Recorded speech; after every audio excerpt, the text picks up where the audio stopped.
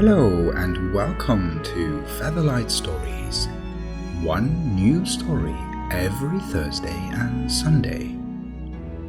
Stories you can think about or talk about or feel inspired by, but stories that will always help you feel calm. My name is Cedric, and this is episode 12. The Giant's Afterlife.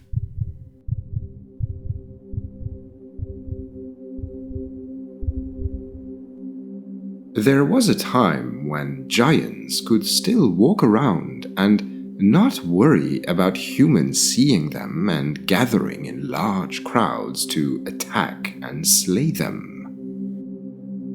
That time has passed, and since then, the number of giants has dwindled, so much even that just recently the last giant was living all by himself.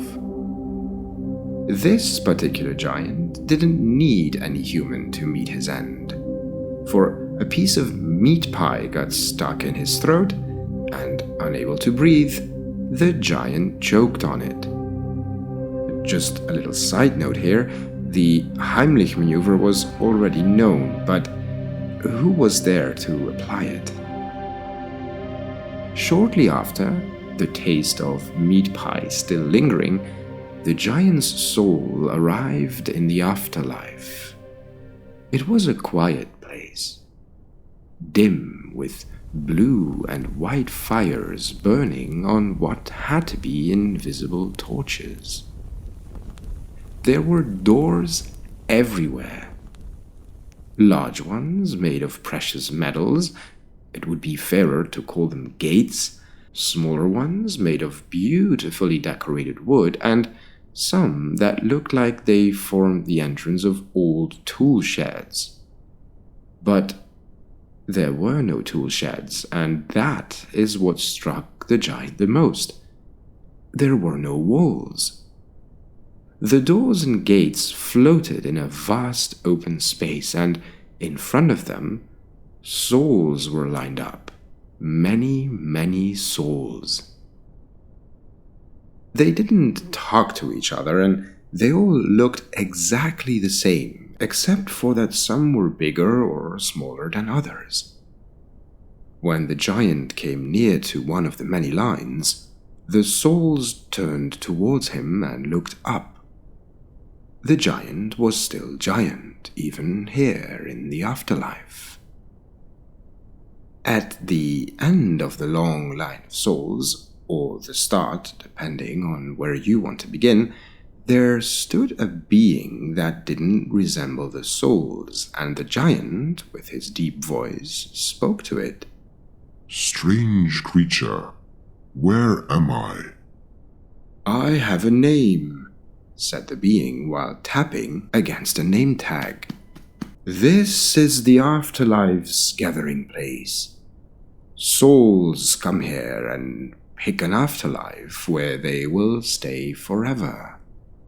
"Is that why there are queues everywhere?" "Some places don't accept everyone who wants to enter. Like this one. I have to check some things before I can allow you to enter." "Can I enter here?" "Well, is this your religion?" The being pointed at a sign next to the entrance. "I've never heard of that." "Then I cannot let you enter. I'm not even sure if you would fit through the gate, to be honest." "Where should I go then?" "Go check the other doors. Yours is surely amongst them." The giant turned around and looked around. The number of doors was stunning, and without a clue about which place was meant to be his, the giant just walked towards a door that might be large enough to fit him through. Next to that entrance, another being was standing at the start of a line of souls that was much shorter. "May I enter here?" The being looked up. "When you were alive still, Did you worship the deity that houses here? Who is that? The being sighed. Please read the sign. I've never heard of that name. Then please move along. The giant, again, turned around and tried his luck at dozens of other gates and doors that might have been just sizable enough to allow him through. But at every attempt he was told he should have earned his way in while he was alive.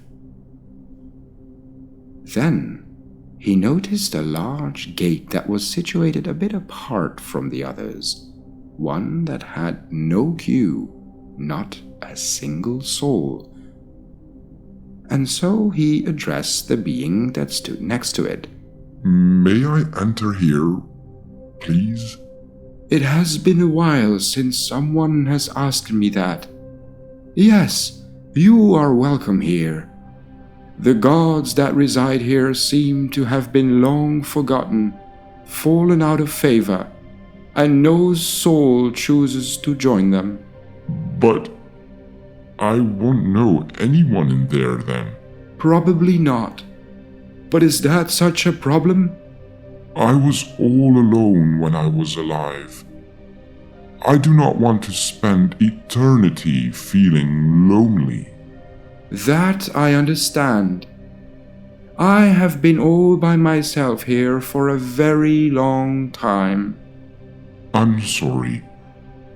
I hope more souls will join you here. Maybe someday you'll have lots of them lining up here, like at some of those large gates over there. The giant pointed at one of them. Yes, that one has been very popular lately. I wish you all the best. The giant turned around, but the being had an idea. Wait, what if we help each other? How so? I know where you can talk to many souls about this place. Maybe you can convince them to come here once they reach the afterlife. And am I allowed to go to that place? Yes, you are. Most souls don't go there, but I can show you where it is. The being turned towards a large door without anything that made it look distinctive. If the being hadn't brought it to the giant's attention, he would have overlooked it. Go there and convince as many souls as you can. By the time you come back, this will also be your afterlife, and you will never be lonely again. The giant believed this to be the best option he'd had in a long time and moved towards the door. Without hesitating, he opened it, managed to fit through the opening, and disappeared. The door slowly started to close again, the handle slightly shining in the blue light of the fire that burned next to a sign that spelled Earth.